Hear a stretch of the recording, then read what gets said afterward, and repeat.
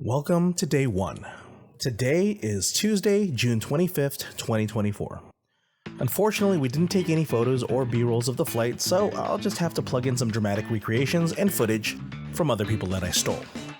We arrived at our Southwest flight around 5:30 a.m. and we flew to Denver for a brief layover until we reached Chicago. Thankfully, the flights were merciful and quick.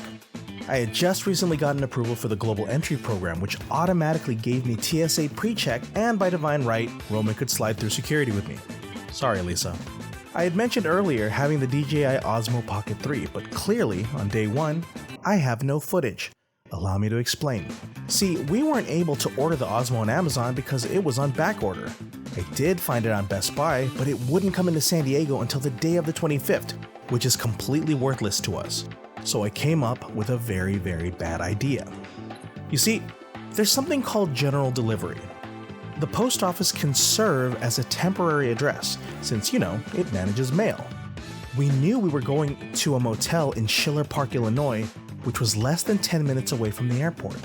The way it works is you address your mail to your name at general delivery and you put in the zip code where the post office is located. And instead of the last 4 digits of a typical long form zip code, you put in 9999. Now this alerts the mail carrier to hold the package at the post office and to only release it to the person whose name matches their ID. Seems legit, so I did that. I tracked the delivery very carefully the day before we left, and as we boarded the plane, I was notified of the delivery as we taxied into the airport after it landed. Now there was one problem. The post office closes at 5 p.m. We have just landed at 4 p.m. and we have not disboarded, gotten our luggage, and our rental car. I mean, in the worst case scenario, we could swing by the next day. We would have to wait for the post office to open, and that would cut a little into the morning of our only full day in Chicago. Anyway, we had a delay in taxiing, a delay in luggage, and a delay in receiving our vehicle. So by the time we were on the road, it was 4:55 p.m. and it would still take 10 minutes to get to the post office. So we called the post office, asking them to hold the doors so we could collect the package. But once we spoke to them, my heart sank. The agent at the post office told me they never received any drop-off from the UPS. I checked the tracking, and in the history of the tracking, there was a note that the address wasn't complete, but then it was updated correctly. And here's the kicker. It was not only received by the customer, but there was a photo of where it was handed off. A red brick wall and a green chain fence. This looked nothing like the location of the post office that we were at. It was gone. I was out a new camera.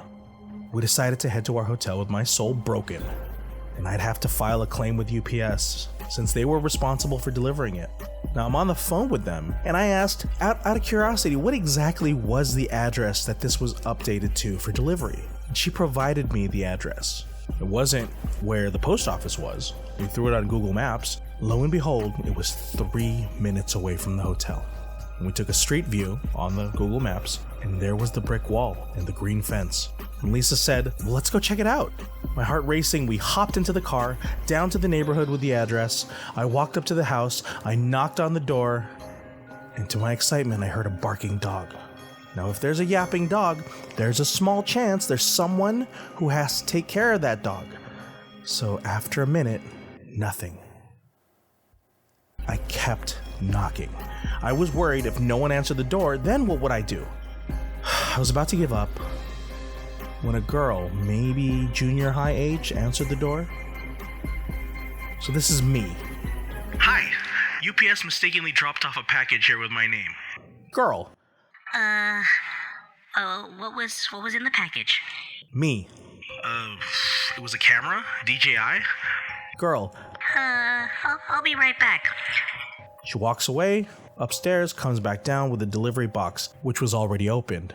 And she pulls out the camera, which is still wrapped. And she hands it to me the best word is guiltily. And she goes, I'm so sorry. And I go, no worries. My heart was going to explode out of my throat. I took the package, and it was there, all there, brand spanking new. Lisa, Roman, and I screamed in joy as we drove to get dinner on our first night in Illinois.